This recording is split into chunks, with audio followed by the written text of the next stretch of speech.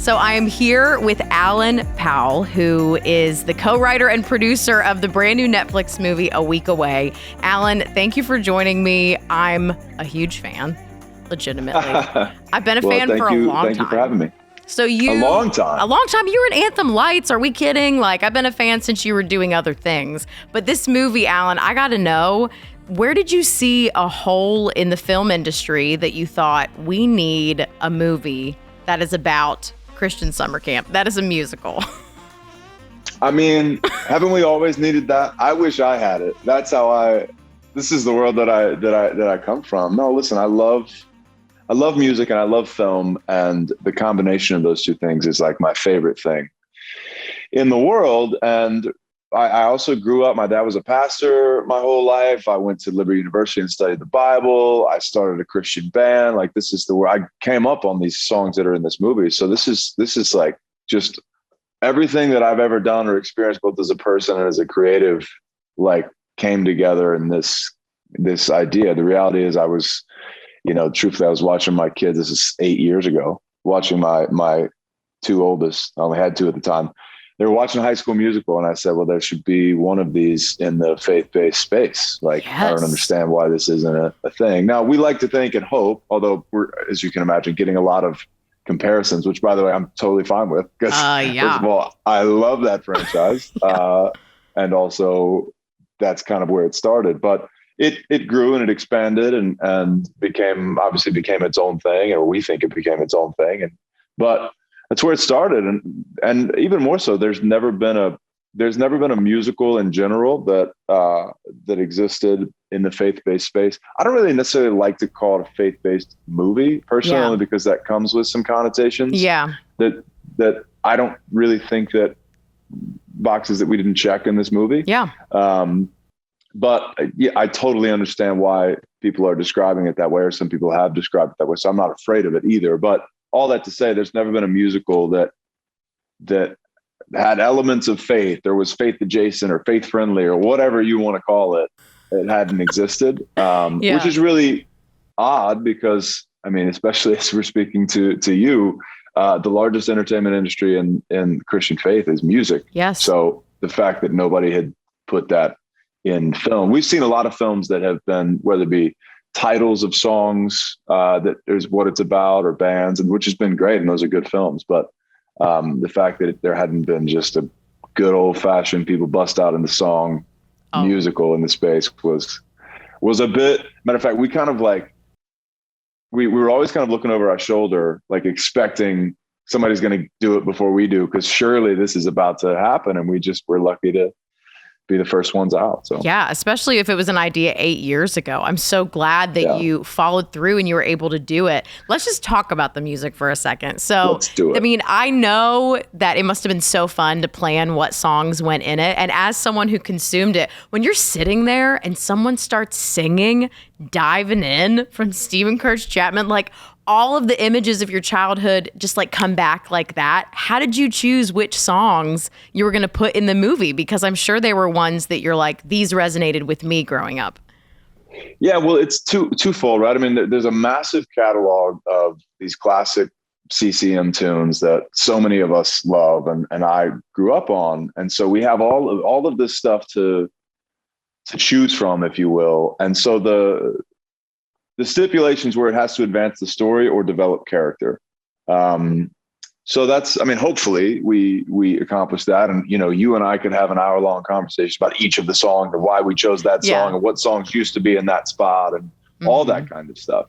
But ultimately, at the end of the day, the long and short of it is, certainly we wanted it to be a classic CCM tune that if you grew up on that stuff, you would recognize and be like, oh, and do everything that you just said. But also as a storyteller, it needed to, if you're not familiar with the song, the goal was that you would just think, oh, this is a song that was written for the movie, like 4 of the other songs that are originals in the movie. Like, we wanted it to feel organic. You did that really beautifully. And I have to say, it's so fun in moments to see like Amy Grant pop up and to see Stephen Curtis pop up. What is that like? Are you like calling him up like, Stephen, can we use your song? And do you want to be a lifeguard? Like, what was that like?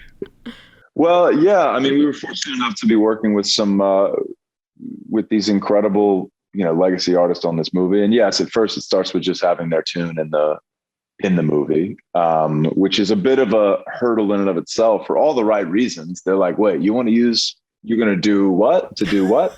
You're going to jump on a blob to diving in? Yeah, wait, what? I don't, but everybody was so incredible. And then to have them come out, I remember like we sent Stephen Curtis Chapman like a demo a long time ago of it might've been Great Adventure actually. He's the only artist that we use 2 of his songs. Because you have to, because he's awesome. Because it's Steven. SCC. And he was just so supportive and still has continued to be supportive. And yeah, he came on set and I think we just asked him like, would you be willing to show up and do something? And so we just kind of like made up a part and I think it worked out, and Amy's the same. And, they're just so lovely. And Michael W. Smith, like he called me yesterday and it's like, hey, or a couple of days, whenever the day it came out, and has been so, supportive, and he's seen the movie like 5 times and loves it. And it's like making all his grandkids watch it and telling everybody about it. And I mean, Place in This World, like I grew up on Michael in like a very real, like I've seen his Change Your World live VHS. I think we had to buy 3 of them because I just wore them out. That's amazing. It's so, you could put that on right now and I'd know all the dance moves. And yes, Michael W. Smith used to dance 100%. Oh, that's not something I want to see. So it's so a part of my DNA. So to see him, be supportive and be proud of what Place in This World does in the movie and what we did with it is, I mean, it's so meaningful. So it's been great. Yeah. What has the response been like? It's not been out that long. I mean, it's killing. It's doing incredible. But what was your goal for the film other than it being really fun and unique in its own right? What do you want people to feel when they watch it? And what have you been hearing from people? Yeah. I don't know. Netflix is a new animal, I think, with regard to like performance and like I don't know. I know that we're the 3rd most streamed thing on Netflix in the world. That's killer. As of right now, which is crazy. People are watching a movie about like Christian camp. Is that not crazy, Alan? Like you did that. It's pretty nuts. Yeah. To be top 10 in the US and all the things. Number 1 in Canada right now. I don't know what the deal is with Canadians, but I love them. Big fan. Anyway, I don't really know. Like I didn't really have expectations on the numbers side for a number of reasons. Like I don't know what is success and I don't know what opening weekend in quotes means for them. But what I will say is that we always hope that people felt a certain way about the movie and then also felt a certain way about themselves after watching the movie. And that's what we're seeing above and beyond even our high expectations. Things, first of all, on the practical side, like people watching it 17 times. Like I'm seeing so many people be like, I'm watching it for the 5th time today. It's addictive. Which is great. I've always always hoped this would be a repeat viewer, that you'd watch it, you get to the end and be like, I want to watch that again. And here's why. I've had the privilege of being in a number of faith-based movies, even as an actor, which has been great. And I'm so grateful for that. But yet oftentimes in this genre, it's just very serious and it's a little bit like eating vegetables. And I get it. I understand why we're doing that. There's an aspect of that that's important and needs to be done totally. But I remember going to a screening of a movie that I won't name, but going to a screening and getting to the end and be like, okay, I get it. That was important. I never want to watch that again. Because sometimes it's hard to take in. Yeah. Wouldn't it be cool if you get to the end of a movie that exists in this space and you go like, can we start it over? Yes, like that was so much fun. And this was years ago. It's probably, when we had the idea of it, it's probably 5 or 6 years ago that screening took place. And so all that to say, I'm so happy that seems to be exactly how people are feeling. They get done watching it and they want to watch it again. They're watching it for like the umpteenth time, which is incredible. And then more importantly, like what people are taking away from it. I made this movie for my kids so that they would know that they're good enough, more than good enough, as the song says, beautiful and wonderful, just how they are.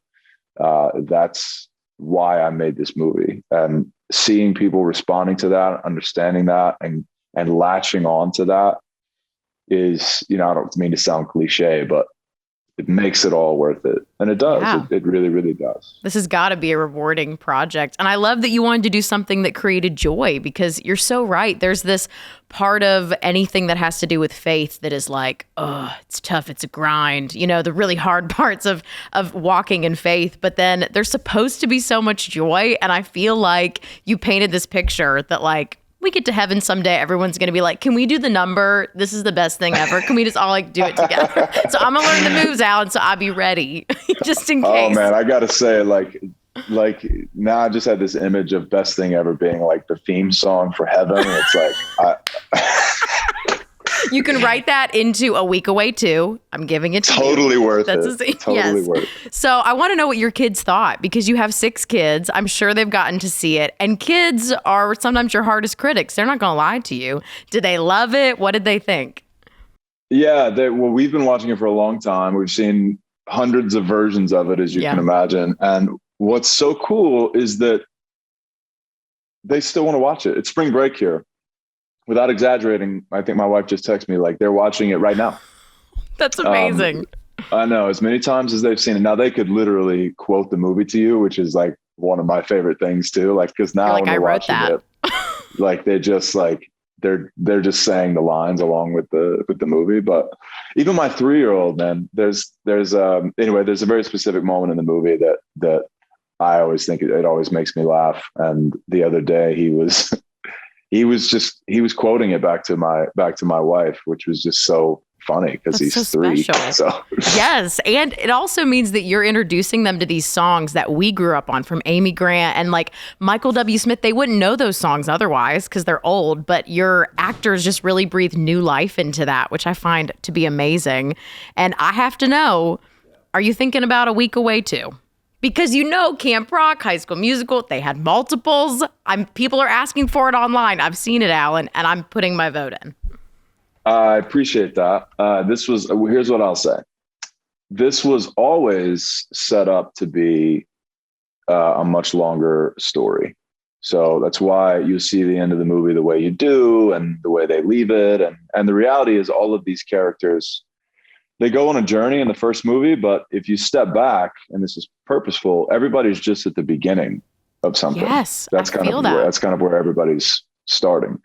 So what I'll say is that this is always my intention, and I know what happens in the next 2 movies, but people got to keep watching it.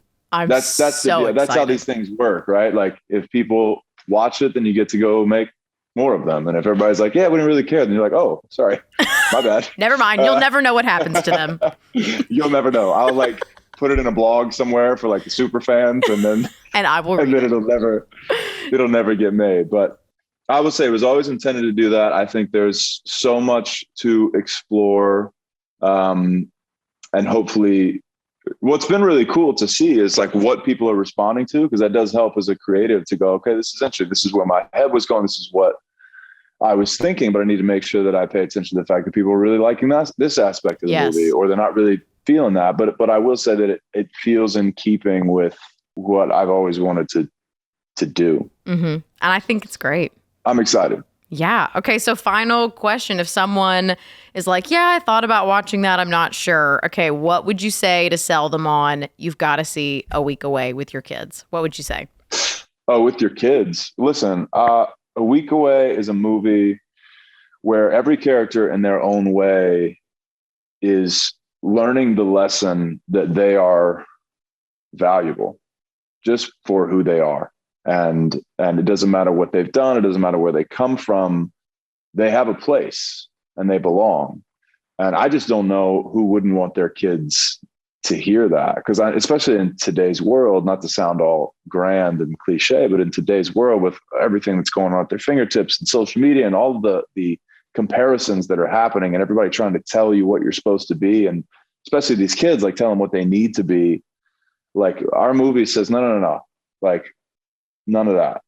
You exist, so you're valuable. That's at the end of the day, that's the message that we're hopefully delivering. And then the good news, it's super fun. Like you'll be singing along.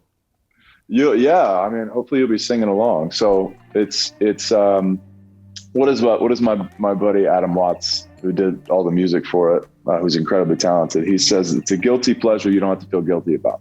Yes. I really like that quote. I've taken that with me. So good. Well, Alan, I will be trying to learn all the dance moves from here on out. I'll let you know how that goes. And we can't wait to see what God does with this. It's already incredible. Thank you so much for your time today. Thank you. Pleasure to be here.